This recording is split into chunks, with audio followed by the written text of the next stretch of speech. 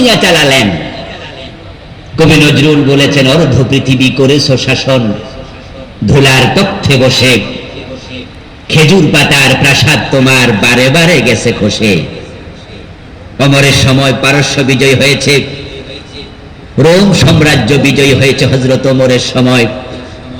পৃথিবীর অর্ধেকটা তিনি পরিচালনা করেছেন দীর্ঘ 10 বছর। আপনাদের কাছে একটু জানবো, দয়া করে জবাব দিন, ওমর যখন দেশ চালাইলেন মন মতো চালালেন না কোরআন মতো? তো মা আনা আলাইহি ওয়াসহাবি, জান্নাতি দল একটাই, যে দল ওহির উপর প্রতিষ্ঠিত, আমি নবী আমার সাহাবাদের মতো। এখন আপনারাও যদি জান্নাতে যেতে চান, আল্লাহর কোরআনের উপর, ওহির উপরে আমাদের বাংলাদেশকে প্রতিষ্ঠিত করা দরকার আছে না নাই? সে সুযোগ এবার আল্লাহ আমাদের করে দিয়েছেন। এমন সুযোগ 53 বছরে আসে নাই। অগাস্ট বিপ্লবের মাধ্যমে, জুলাইয়ের আন্দোলনের মাধ্যমে এই কোরআনকে সংশোধনে আর সুযোগ এবার আল্লাহ নিজে করে দিয়েছেন। আপনারা জানেন যে এই বিপ্লবের কারণে সংবিধানের অনেকগুলো ধারা বর্তমানে স্থগিত আছে। যেমন প্রধানমন্ত্রীর ধারাটা চলমান না স্থগিত? মন্ত্রী পরিষদ যেটা, ওদের কার্যক্রম কি চলমান না স্থগিত? এমনই ভাবে অনেকগুলো ধারা এখন অচল, কারণ বিপ্লবটা সংবিধান মেনে হয় নাই। যিনি দেশ ছেড়ে পালায়া গেছে তিনিও সংবিধান মেনে পালান নাই। যেহেতু সংবিধানের অসংখ্য ধারা স্থগিত আছে, এই বিপ্লবের মাধ্যমে আল্লাহ আমাদের সুযোগ করে দিয়েছেন। অন্তর্বর্তীকালীন সরকারকে আমরা বাধ্য করতে পারি, তারা যদি গণভোটের আয়োজন করে আমরা সে পরিবেশ তৈরি করতে পারি। 92% মুসলমান যদি বিপ্লবের পক্ষে আবার নতুন করে দাঁড়ায়, সাধারণ কোন বিপ্লব চাই না, আমরা কোরআনের বিপ্লব চাই। এই সংবিধানকে 100% মুলতবি করে সরাসরি কোরআনকে সংবিধানে রূপান্তরিত করা যাবে।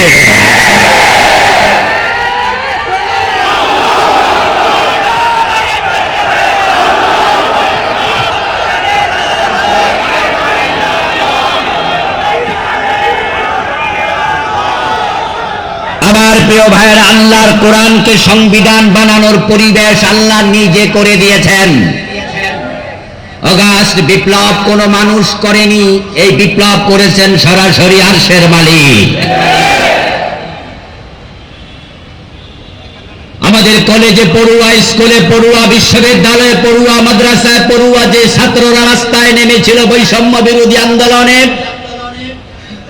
তাদের মাঝে এমন অনেকে ছিল যারা আন্দোলন বোঝে না, কোটা বোঝে না, বৈষম্য বোঝে না।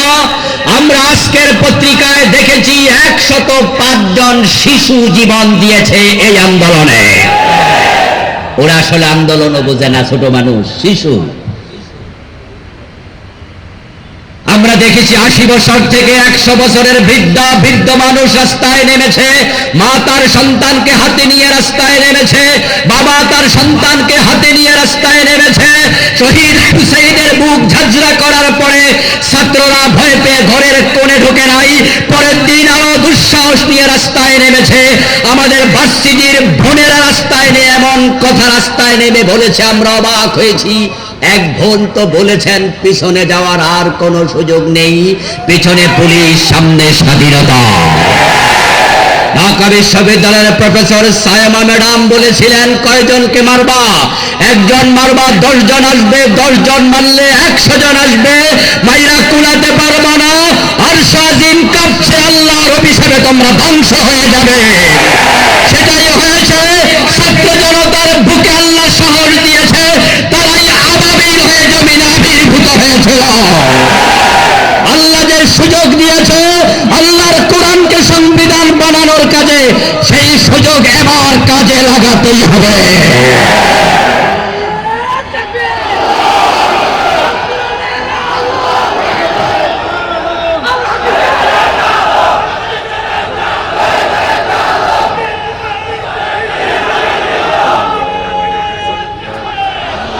আমার প্রিয় ভাইরা, আল্লাহর কোরআনের পক্ষে আসলে জান্নাত পাওয়া যায়।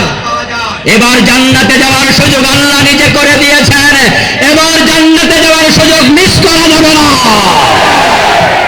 আল্লাহর দেওয়ার সুযোগ যদি এবার বাংলার মানুষ মিস করে, আল্লাহর আদালতে মামলার আসামি হওয়া লাগবে। সুম্মা লাতুসআলুন্না ইয়াওমাইযিন আনিন নাঈম। জামাত ইসলামীর মতো বিশাল রাজনৈতিক সুশৃঙ্খল দল বিগত 15 বছরে সরকার পতন করার মতো কোনো আন্দোলন গড়ে তুলতে পারেনি। বিএনপির মতো এই বিশাল দল বিগত 15 বছরে সরকার পতন করার মতো কোনো আন্দোলন গড়ে তুলতে পারেনি। বরং আমরা অনেকটা হতাশ হয়ে গিয়েছিলাম। আমরা ভেবেছি কিচ্ছু আর করা যাবে না। আর যারা ক্ষমতায় ছিল তারাও ভেবেছিল তাদেরকে সরানোর মতো ক্ষমতাও কারো আর নাই। তাই তারাও ঘোষণা করেছিল ভিশন 2041। মনে আছে না নাই? তারা ঘোষণা করেছে 2041। এর মানে কি দাঁড়ালো? তারা বুঝেছে ওই পর্যন্ত কেউ সরাইতে আর। তাদের একজন কেন্দ্রীয় নেতা তো কিছুটা টিপ্পনি কেটে বলেছিলেন যে কিসের আন্দোলন, এবছর না ওই বছর মানুষ বাঁচে। এই কথাগুলো এখনো রেকর্ডে আছে কিনা? এই কথার মাঝে আপনি কিসের গন্ধ পান? আন্দোলন হবে না। তারা ক্ষমতায় আছে, তারাই থাকবে 41 পর্যন্ত। এজন্য আমি বলছি এবার অগস্ট বিপ্লব মানুষ করেনি, মানুষ হয়েছিল হতাশ, স্বয়ং আল্লাহ করেছে। এবং তার সবচেয়ে বড় আরেকটি দিক কি শুনুন, ছাত্রদের দাবি ছিল 9 দফা। কোটা আন্দোলন থেকে আসলো 9 দফায়। 9 দফার পরে আন্দোলনটা রূপ নিল কয় দফায়? ওই 1 দফায় যে দাবিটা ছিল সেটা কি সরকার পালিয়ে যাক না পদত্যাগ? তাহলে দেখেন, আমরা চেয়েছিলাম সরকারের পদত্যাগ, কিন্তু আরশের মালিক বলে না। সেই পরিমাণ জুলুম তারা বাংলাদেশে করেছে। আলেম ওলামাদের উপরে যে পরিমাণ জুলুম করেছে, কোরআনওয়ালা কোরআন প্রেমিক মানুষকে বিনা অপরাধে যুদ্ধাপরাধী বানায়া ফাঁসির রশিদে ঝুলিয়েছে। 3.5 লাখ মসজিদের খতিবের কণ্ঠনালী চেপে ধরেছে। তাদের অনুমতি ছাড়া তাফসীর মাহফিলে কথা বলা যেত না। আল্লাহ চেয়েছেন পদত্যাগ না, তাদেরকে এই দেশে আল্লাহ থাকতে দেবেন না।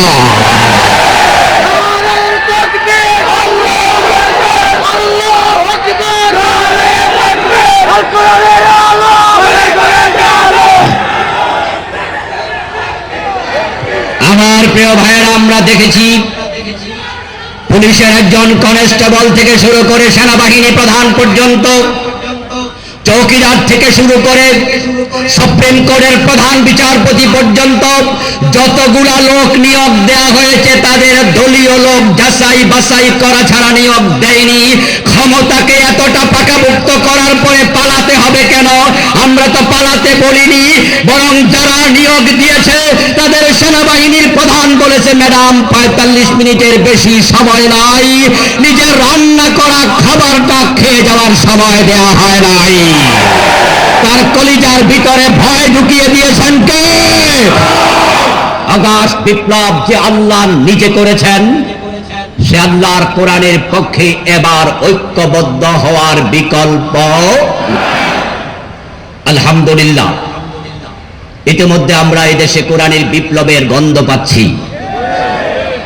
এদেশের মানুষ এখন ইসলামী আন্দোলনের প্রতি তাদের আশা আকাঙ্ক্ষা আগের চেয়ে 100 গুণ বাড়িয়ে দিয়েছে।